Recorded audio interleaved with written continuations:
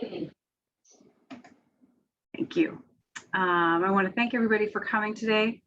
My name is Kathy Baker Eclipse. I'm the Director of the Capital Plan for Boston Parks, and I'd love to get us out on here close to on time so we can go out and still enjoy the at least not raining weather.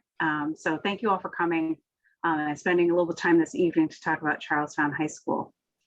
I want to introduce a couple of people that are in the, maybe we can go to the next slide. Yes. I'm going to introduce some people. We're going to talk about some big goals of the project, get into some of the details, and then answer any questions that we can. This is a briefing. We haven't done this type of project or this type of briefing much. We just want to let the community know what we're planning, when this is happening, and what they can expect the impacts to be. I do want to, so I'll move it over into introductions. Again, my name is Kathy Baker Eclipse. Commissioner Woods is also joining us for a short time before he's got to move on to some of his other commitments tonight. And Steve Bickerton, the Director of the Administration and Finance, is also with us tonight from Boston Parks. Brandon Kunkel is the Discipline Leader for Weston and Sampson, and he's joined by Amanda Gall, who's the Project Manager, and Lainey Cohen, who is a landscape designer, all from Weston and Sampson.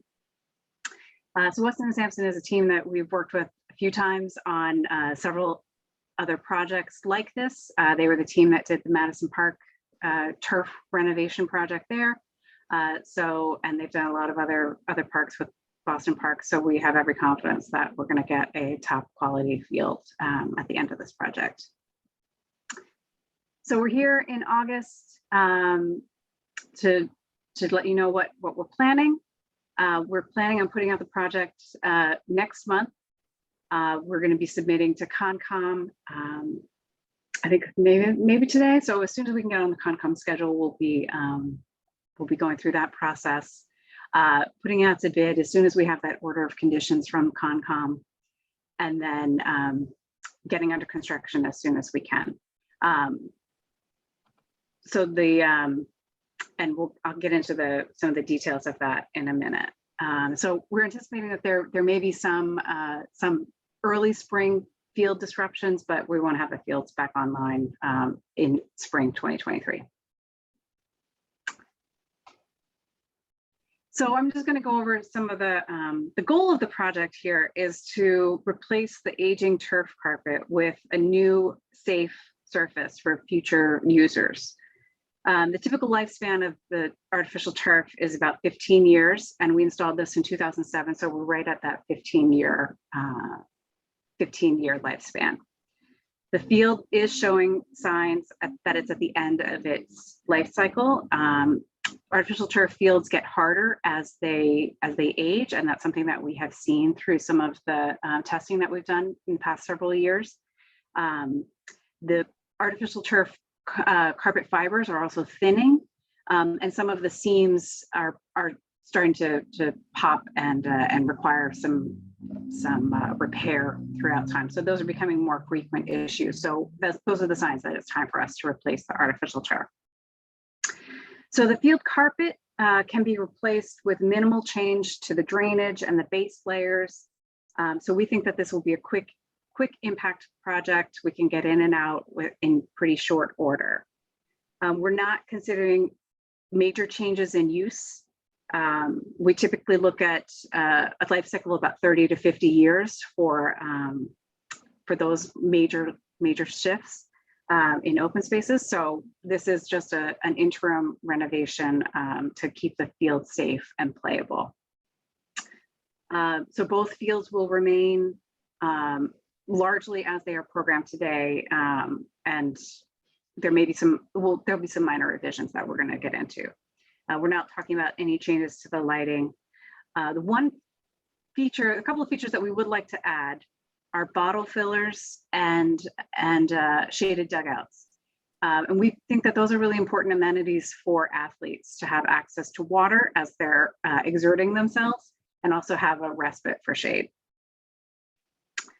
We also plan on renovating the track surface while we're doing this, you know, somewhat disruptive process. While the field is offline, we're going to take the opportunity to also resurface the track. And that will include typical track and field amenities. I'm going to be meeting with the track coach later this week. So we'll be coordinating closely with the school to make sure that the facility works for them. So Amanda and Brandon, can I turn it over to you to get into some of the details? Yeah, thanks, Kathy. And really, I have the easy job. I'm just going to sit back and listen, and Amanda's going to be in the driver's seat. All right, so I'll take it away then.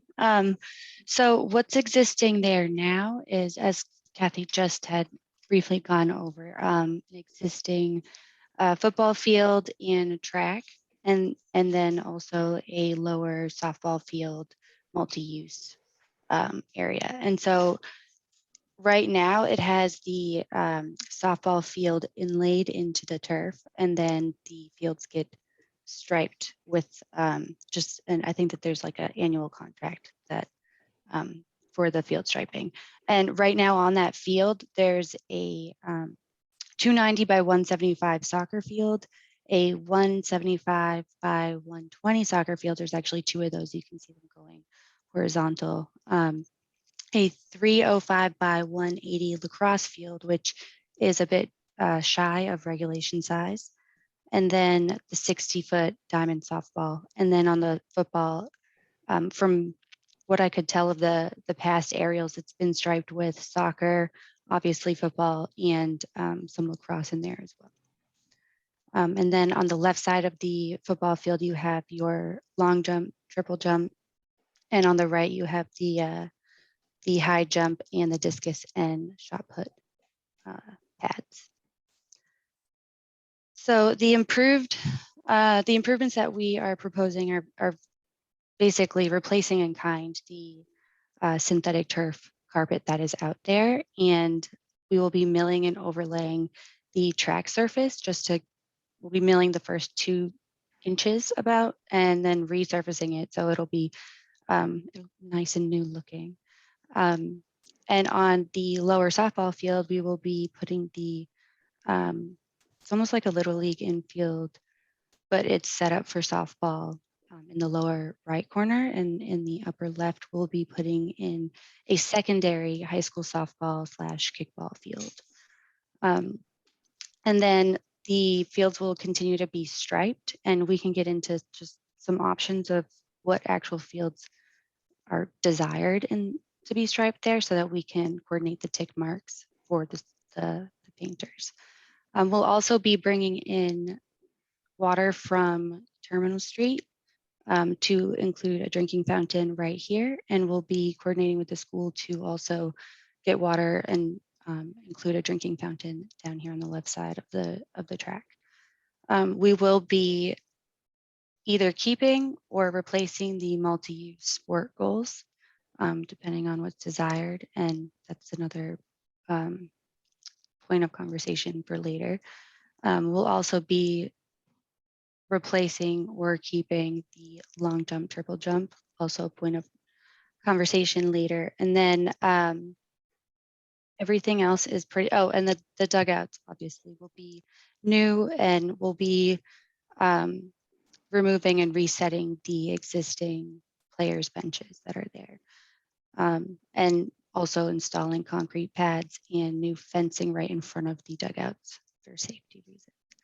But everything else is as it already is. It'll just be new looking.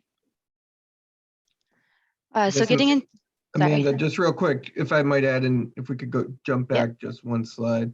Just to be clear, the long jump, triple jump pits and runways, they're going to remain. It's just the style that is either they are currently versus a new modern day style of long jump pit. So they aren't going away. It's just a matter of if we are updating the style. And then also just want to point where we actually have a note that says high school softball field. That is actually a baseball field, but as Amanda noted, it could be used for softball because it is synthetic turf. and much like what they use now as a portable mound, so it could be used for multi-sport. So it can serve two functions. Thank you, Brian.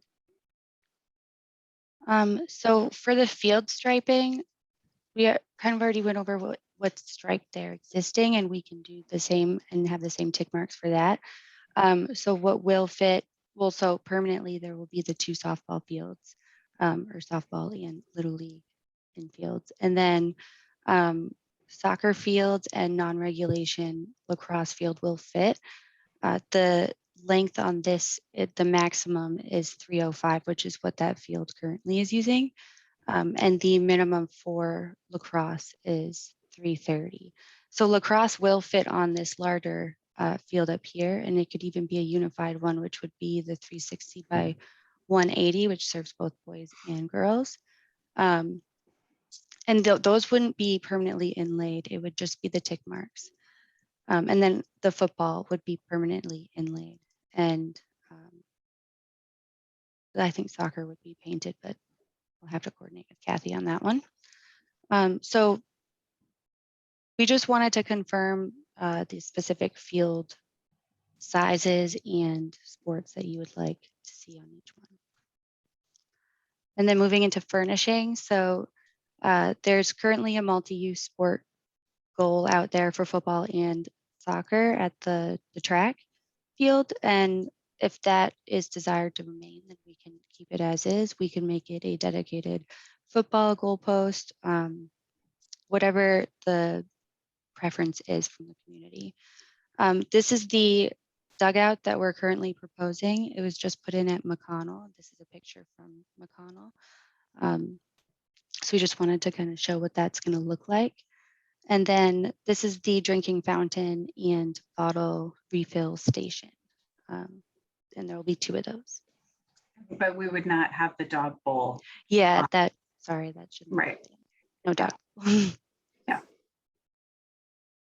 And then we really just want to open it up to discussion. Yeah. So I think we're gonna, if people can raise their hand if they have comments, or we will open up the chat so you can put some comments in there.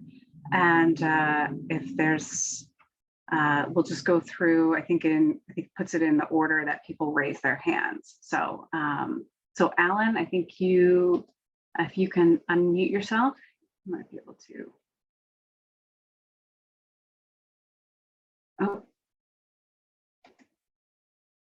Oh, yeah, I think you're still muted. Now, do you hear me now? Yes, thank you. Just a couple of things. I'm the CYSA president for soccer, Charlestown soccer, youth soccer. And I wanted to just, thank you, because these fields are need to be redeveloped, and they have been for the last few years. So I'm really excited to get new fields. So I appreciate all the work you're doing. The new portion I wanted to talk about a little bit, on the softball field itself, when you're putting in the secondary high school softball kickball field, that corner spot where the home base is, there is no light there. I just want to let you know. So it's relatively dark in that area. So there's lights that are on catty-corner to the left and catty-corner to the left and the right. But if there is a, say a pitch or whatever that goes to home plate, it's going to be difficult to see in that area. So if you are considering an idea of putting a light in, I've been requesting that for a while, and I would love to see that happen, because it does light that whole space up. Yeah, that's thank you for bringing that up. We can see whether there's an ability to aim some of the lights in a different way. We can ask that question. I've heard that. Yep. Yeah. And I think the intention of the secondary softball kickball is primarily for the high school to use it as an auxiliary space for recreational, for gym and that kind of thing. And some, like might be t-ball, might be, younger kids, so not playing late into the day. So hopefully, if we're not able to fix that through re-aiming, it doesn't impact the uses of it that much. It's certainly not a regulation field. And, right, and there won't be any, there won't be any dugouts in the Which is- same way. It'll just be a backstop. Yep. That's fine. I just wanted to kind of, give the idea like what that is at night, because it is a little bit of an issue when we're playing, because we have practices for like our 1,000 members to practice from 6 to 9:30, that sort of thing. Yeah. Are you on that same field? Are you going to put the two small, and we call them U10 soccer fields? Basically, they're the same as what we have on the other field. Will you have those two as well? And then on top of that, if you go horizontal, we use that as a full field. Right. And that may not or may be a true full field, but honestly, in soccer, we can kind of, especially in youth soccer, we can mix and match. There's a range. Right. Yeah. Yes, I think the way we manage that now is it's largely striped seasonally with paint. So we have some flexibility we want to continue to have that flexibility to change the configuration if we need to, or adapt as time goes on. So I think we like the painting seasonally because it does give us flexibility and there's fewer seams to be vulnerable over time.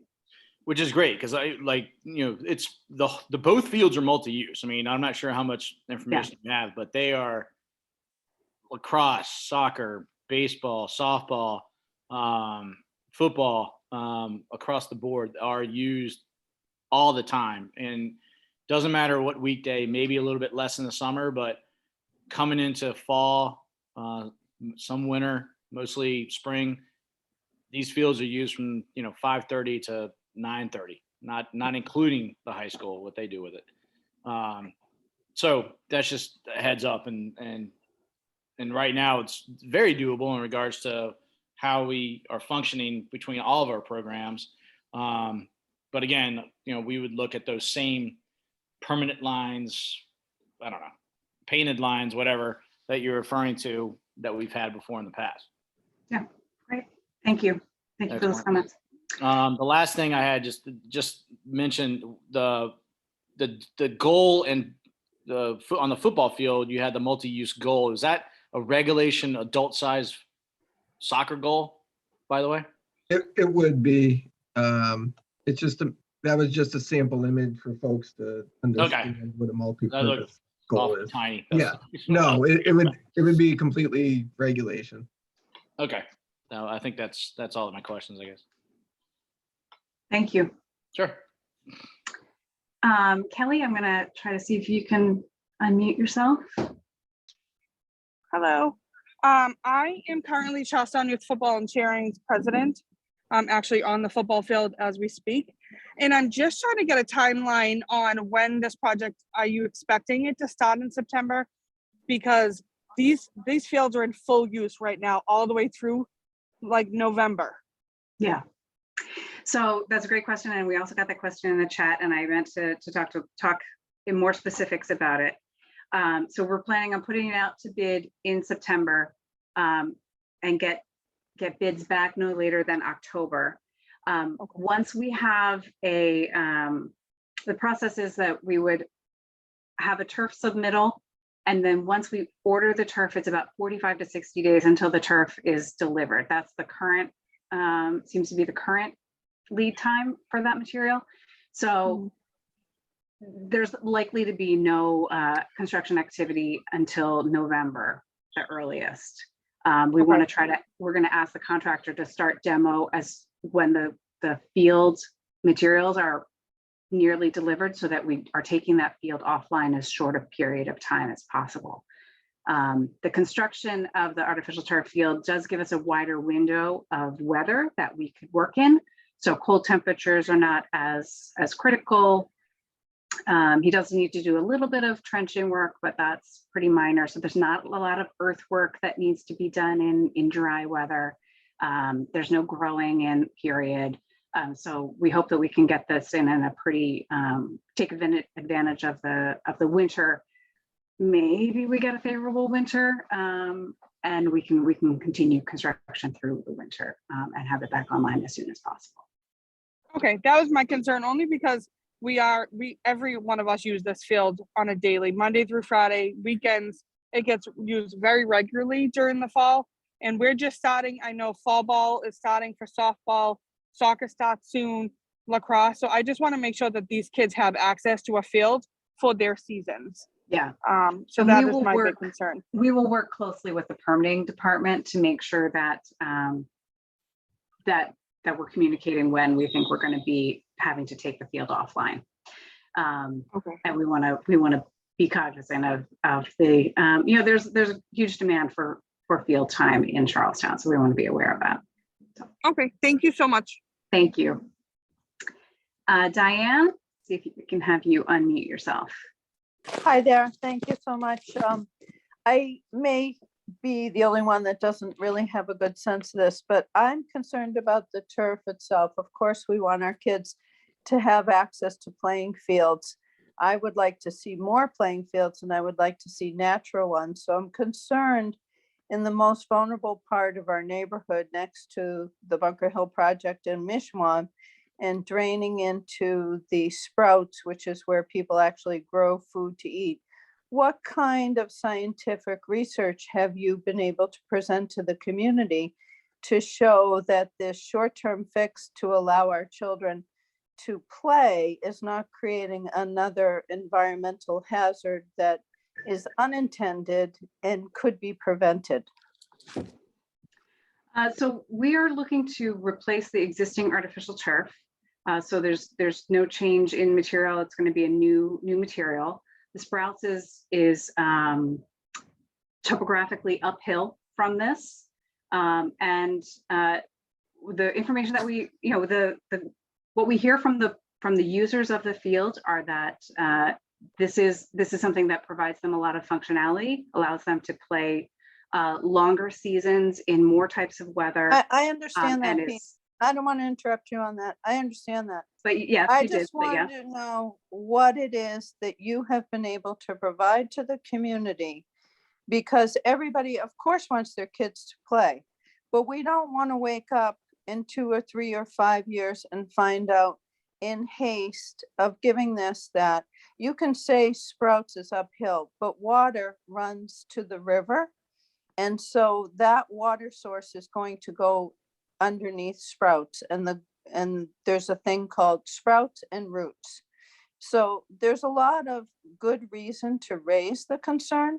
And I'd like to know what the answers are of what can you tell us as a community has been addressed to ensure that this is not solving one problem of giving kids playing field and causing an environmental problem that is unintended.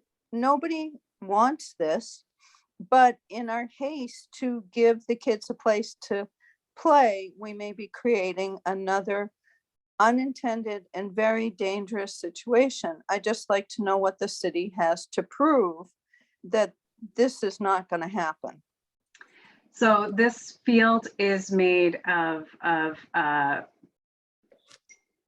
turf carpet fibers, which are we require that the contractor provide documentation that they are free of PFAS materials. And the crumb rubber and sand infill is virgin material. It is not recycled crumb rubber. Those are some of the environmental concerns that have been raised by others in across the country, and we feel that this is a reasonable product to install. It's one that we have installed elsewhere. The specifications match the one that we installed at Langone. It's the same design team.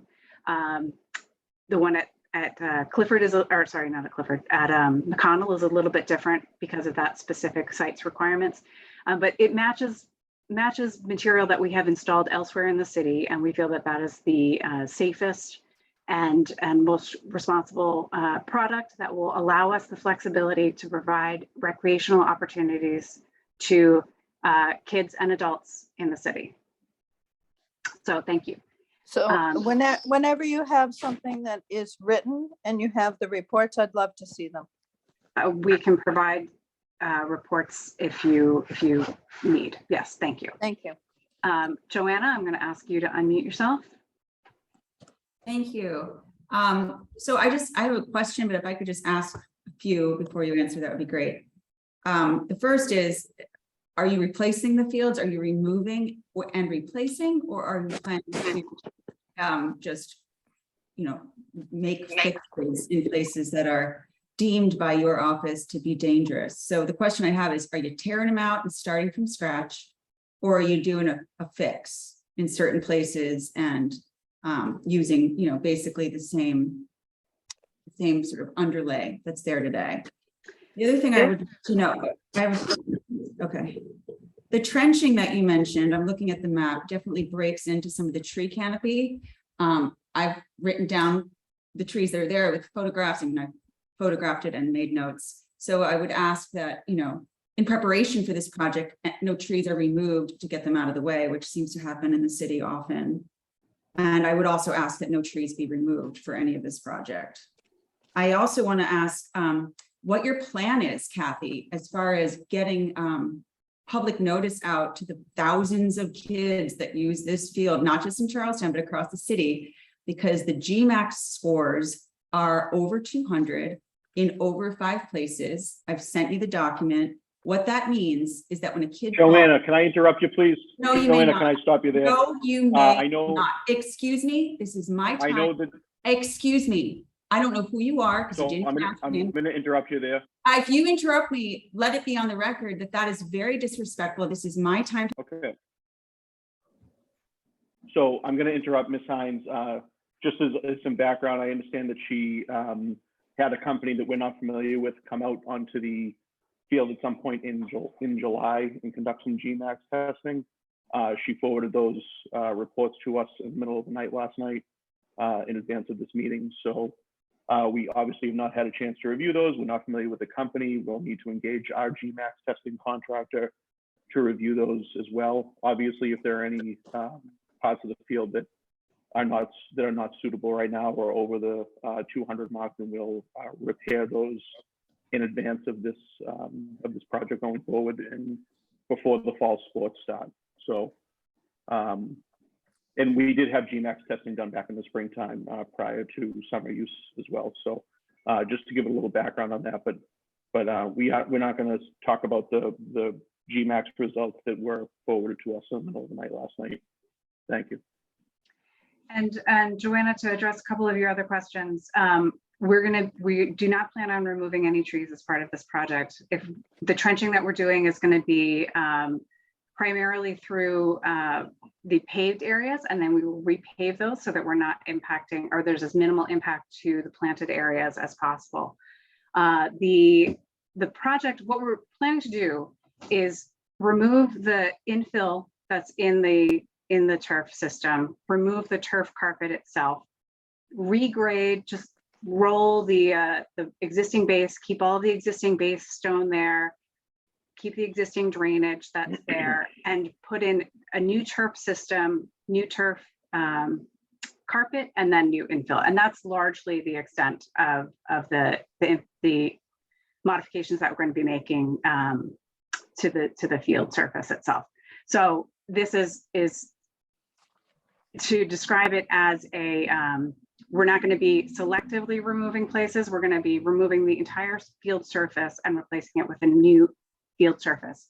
There's going to be very little work done below that surface. Diane, I'm going to allow you to unmute yourself. Or Diana. Hi, thank you.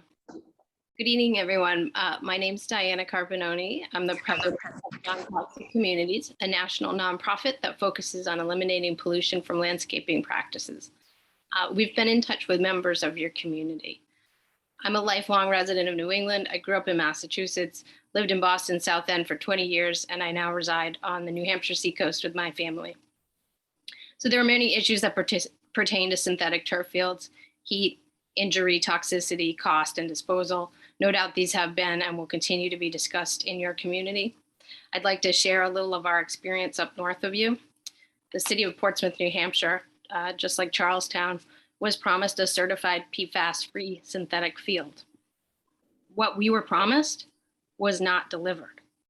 Portsmouth residents were promised on public record by the engineering consultants, Weston and Sampson, and manufacturer's field turf that the field we would be getting installed would be PFAS free. In 2020, the City Council voted to install a new synthetic field based in part on this promise that was included in the bid criteria. Unfortunately, Portsmouth City Council did not vote to do the thorough testing and analysis that our neighbors in Martha's Vineyard had done for their proposed project. A motion to do so failed on a 5-4 vote. So as the field was being installed, concerned residents who knew of the many test results showing PFAS in synthetic fields obtained brand new, unused samples and sent them to an accredited lab. They found that the plastic carpet and shock pad both had elevated fluorine levels, which clearly indicate the presence of PFAS chemicals. This information was shared with the City Council, who, despite objections from the engineering consultants, unanimously voted to have more comprehensive testing performed on new samples of the field components. Thereafter, we also received an admission from the manufacturer that they do indeed use a PFAS polymer to produce the plastic carpet.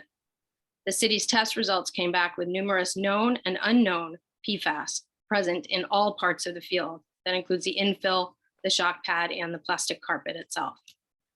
So now we have a synthetic turf field with leachable PFAS compounds sitting on top of a regional stormwater treatment system that flows directly into our watershed. As you may imagine, this is very worrisome for a community that cannot afford another drop of PFAS in our environment, nor in the bodies of our residents.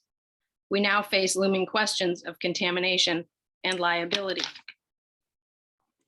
Thank you for that. I'm going to move on in the interest of time. I'm actually going to ask iPad Nico, since we haven't heard from you, to unmute yourself and see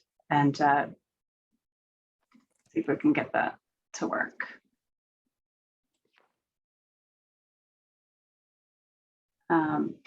iPad Nico, are you able to unmute yourself? Hi, can you hear me now? Yes, thank you. Hi, my name is Kelly Tucker, lifelong resident of Charlestown. And I just have a few questions that I know that Joanna has concerned, but do they have statistics that people have gotten sick from this and everything? Because I've never heard of such in the whole time that the field has been there. That's just one of my questions. The other thing is, do her kids play at our field or do they play elsewhere? I know she's not on, but I just had a few questions on that. And, you know, I'm alumni for the high school, class of 81.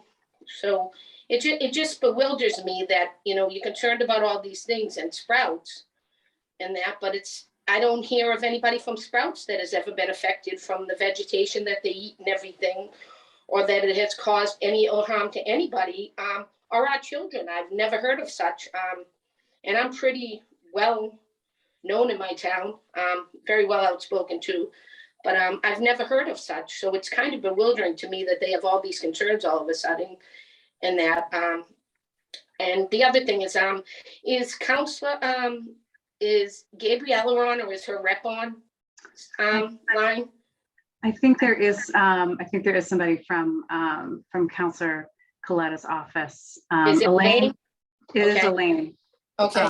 And Elaine, can I if you'd just- like me to unmute yourself, unmute you, just raise your hand. And I'm happy to unmute. Thank you. Elaine, I have could I ask about Council Gabriella's stand on this? Council Coletta's stand, sorry, on this, because it's just, but it's bewildering to me that, you know, we've had that field that's utilized every single day by multiple, you know, children as well as adults. It was one of the nicest in the city when it was first done. And it's still, you know, should stay that way. I'm grateful that you're finally redoing it. No offense to Parks Department, but I'm grateful that they're finally looking at doing something in our community in a positive way, like Eden Street, although that's taking forever. I hope this doesn't take that long because it is utilized more, you know, than others in the community. I'm just bewildered by that lady Joanna and the other lady from New Hampshire. I understand about a nonprofit and your statistics or whatever, but I just want to know, can you be factual on the harm that it has created against our children and the people eating the vegetation and spouts? That's all. Pretty simplified. I mean, you have the chance to do a beautiful field over and you're trying to stop it because of concerns. But if your statistics prove that it's affecting them, then I'll understand that, but I don't as of yet. Okay. Excuse me. Elaine, Excuse would me. you like to? Am I unmuted? Yes. Oh, okay. I'm the Charlestown liaison for Councilor Coletta's office, and I do have a comment. The councilor says, as an environment and climate conscious councilor, she sees the benefits of having a turf field as it relates to water usage and permeability. There are safety benefits of having turf fields as they're proven to safeguard against brain injuries, including concussions. She also sees the economic benefit to the city and its resources with limited maintenance that can go towards other sports-related amenities. The health and well-being of our kids are paramount. If there is data out there that is peer-reviewed and widely accepted by scientists, she's happy to review and take it under advisement. Thank you so much. Thank you. I hope I Jack? answered your question, Kelly. Thank you very much, Lainey. You're very welcome. Thank you. Jack, I'm ask you to unmute yourself because I don't think we've heard from you yet. Hi, everybody. Jack Shavink from Charlestown Girls Softball. And I have been the president for 31 years. We've been using that field since it was done over in turf since 2007. And I can honestly tell you, we had more injuries when it was a grass and dirt field down there. It was a disgrace. So the turf field is we're 100% behind it. And I can speak for all the parents and all the kids that are associated with my program. We're down there in the spring, summer, fall, and sometimes in the winter when there's no snow on the field. We're 100% behind it. I have a couple of questions. There was a woman on there earlier that was saying something about Mishawon Park being so close to it. I don't think she really lives here because Mishawon Park is on the other side of Charlestown, first off. And the person from New Hampshire, I don't know why she's even on here because that's got nothing to do with Charlestown. So I don't even know why some people are allowed on this, but it is what it is. I get it. But a couple of questions. I know you said you're going to shade in the players' benches, and that's great. Now, the softball field, is that going to be one color in the infield? Because the way it's existing now, it looks like a Little League baseball field. And we're trying to get away from that because baseball doesn't use the field at all. It's used by softball players on the softball field. And the other part of it is at the end on the kickball field, you said there's going to be a backstop on that end also. Yeah. Just wanted to check on that. Yeah, we had talked about that. Yeah, so we're going to add a backstop to there. There's not going to be any dugouts, but we'll add an area where I think maybe paint in the bases seasonally. And I think if the single color infield for the main softball field is preferred, I think we can accommodate that. Okay, that's great. Thank you. And I think there was well, I will move on. Alan, I'm going to have you unmute yourself again. Yep. I want to just add in regard to what Jack said, because he's been here longer than all of us, I think. There's more injuries on the field, I think, later in the last couple of years, especially in the soccer when people fell because the turf was kind of beaten down. So I was seeing more injuries like arm injuries or leg injuries based off the turf field. So I'm very, very happy that we're going to be moving to a new one. So, because I know there's going to be less injuries from that. I did have a comment from Kelly's question in regards to the start of the construction. So if you're looking at, I was under the impression we're starting mid-October. Obviously that sounds like it's pushed back. I get it. So does that mean we're looking at, end of April, or when can you tell us like an idea of like when the construction is going to end then? It's a little bit hard to say because we don't know. There's a lot of unknowns. We don't know exactly how long the lead time is going to be for the turf. That there's construction delays all over the place on lots of different areas. So we are hearing it's 45 to 60 days on the turf, which is the major lead item. And so we think where we can gain the time is by compressing the demo period to a couple of weeks before the turf arrives, so that you don't have a lot of start and stop, that we're really we're putting every effort into the demo and doing that in as short a period of time as possible, so that the downtime is limited. But we don't know what the winter conditions are going to be, and if we get a blizzard or a series of blizzards like a few years ago. It sounds like you really wanted like an easy winter. Yeah. Okay. My husband's back, I think, would appreciate that as well. But I understand. I'm with you. Yeah. All right. Thank you. That was my only question about the in game. Thank you. So we will be in touch as the construction progresses about when we can get back on the field. And then we may have to phase the opening. I think we can try to prioritize opening the multipurpose field. There is a temperature sensitivity to the track surface, so it's possible that may have to linger a little bit, but that may not preclude us from getting back on the multipurpose field. So we'll be in touch about that.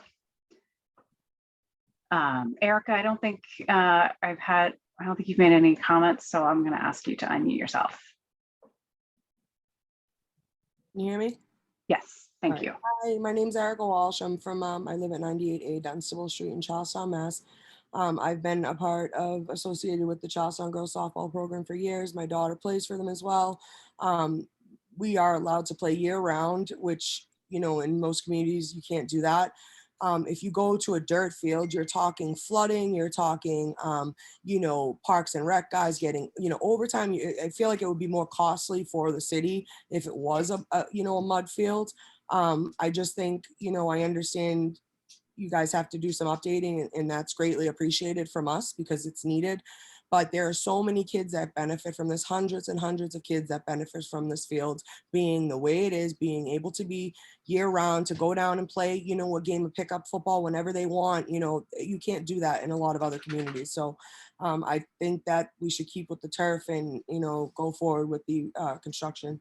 I appreciate your time. Thank you. Thank you. Joanna, I'm going to ask you to unmute yourself. Oh, thank you so much. I just want to say for the record, my kids all play on these fields, and I want them to continue to play on fields in Charlestown. I do also think that there should be more, and that during this renovation, that the state should open up the Bunker Hill Community College field so that there isn't a day missed for any of these kids. I just want to say that for the record. I'm not against athletic fields, but I am against toxic, hazardous fields. And I want to tell everyone on this call, because I feel like it's my responsibility now that I know. I had these fields tested. I brought in an expert. You can read about them. They do work for the Johanna, we Let me finish. This is my time. Who are you? Please don't yell. Unbelievable. And everyone, you know what? If this is how you're going to act at a community meeting, I don't even know that everyone on this call should be worried by that. Okay, I am not here to stir up trouble. I am here as a mother, a community member, someone who actually cares about these kids. And I know every parent on this call does too. I got the test results. The field is a death trap. Again, we're not going to talk about the GMAX scores indicate how hard the impact is. Have a nice night. So I do just want to just give a little background about what some of the back and forth is. We did receive these reports that the field is harder than it should be. And we just received those this morning. So we're still digesting that. We want to get our own testing service out there to confirm the results and take a look at them, evaluate them. If we do need to do some remediation to the fields in order to make it safe for the fall, we're going to take care of that. But we were just made aware of this today. So we feel a little blindsided by that. Nico, I'm going to ask you to unmute yourself again.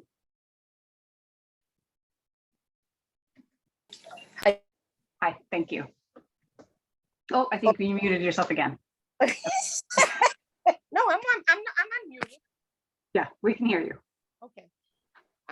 just, God, I don't know. Maybe that lady's husband should ask the mayor's husband, because I think they're good friends. Joanna, I would love to meet you someday, honey. Name the place. I'll meet you at Zooms. God damn it, excuse me. This is something that's imperative and needs to be done. If she can provide me with statistics of anybody that is ill related to this, then I'll be her biggest advocate alongside her. But until then, you're nuts and it needs to be done, period. Period. Period. It has to be done for the well-being and safety of our children in the community. And you say your husband and your kids use it, then you should want something like this. Good God Almighty, lady. Good God Almighty. What's it gonna take? You know, So we want to thank you. We want to make sure that the field is playable in the short term and long term, and that's why we are moving forward so swiftly with these. And safe though, and safe. When you have grass in that, you have gravel and rocks. Kids are getting hurt, busted knees more so than on the artificial turf, concussions. I mean, what's it going to take for this lady? You know, I love trees too, honey. I did the tree project with the city of Boston. They have it every year. Join. You can have all the trees you want, love. Thank you. I apologize, Kathy. No disrespect to you. And the gentleman didn't get his name. And I apologize to you. I meant no disrespect, sir. But I don't like, you know, I'm crazy, but she's nuts. She's one above me. God bless you. God bless you, Joanna. Thank you. So I think, so yeah, our primary goal is to create a safe field for kids to play on, kids and adults to play on, and the students at Charlestown High School as well. So there's lots of people who want this to, including us, who want this to be a safe field. So I do just want to, I think Joanna did raise a question about the Bunker Hill Community College. We do not control that site. That is a site that is managed by Bunker Hill Community College. We're absolutely willing to reach out and issue some, voice our support for the community to use that field while these are offline. But that's not something that we have control over. So, but we can lend our support to that effort as well. So this is only going to be, we want to impact this for as short a period of time as possible. And Ryan playground fields will remain open during the period, and Barry is also open. Those are the two other recreational fields that the city of Boston owns in Charlestown. And I think there's some other questions that have come up in the chat. We are going to preserve this chat so that we can address any of the issues that I think we missed in any verbal comments.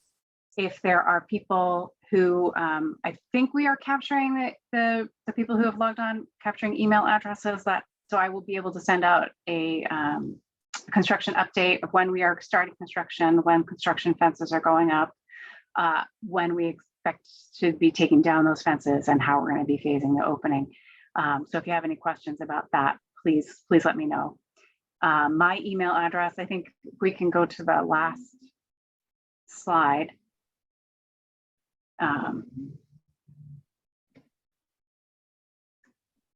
So my email address is kathy.baker-eclipse@boston.gov. You can reach out to me. I like to say my email is a swiftly flowing river. So if you don't get an email back from me immediately, just please bear with me while I wade through that.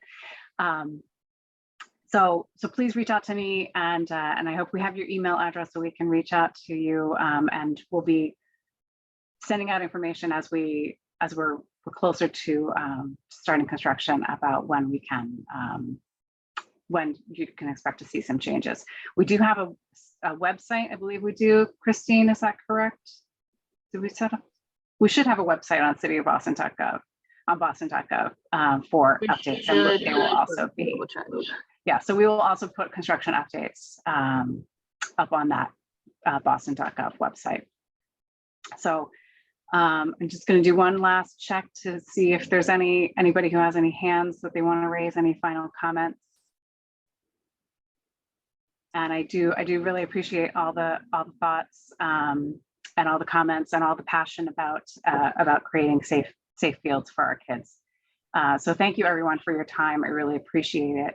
And you'll be hearing from me when we are closer to construction and things are moving along.